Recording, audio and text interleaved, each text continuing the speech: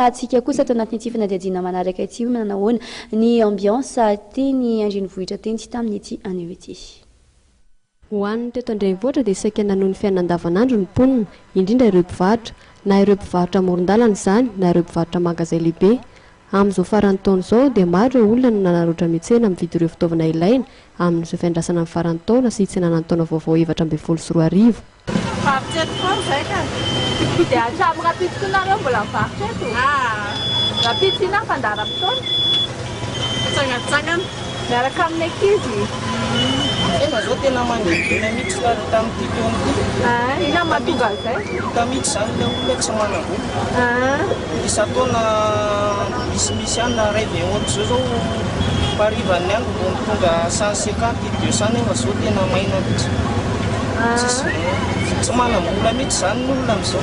Rehefa ina ny olona tena hoe be dia be maka sary. Rehefa krismasy taona vaovao zao ny olona tena betsabetsaka.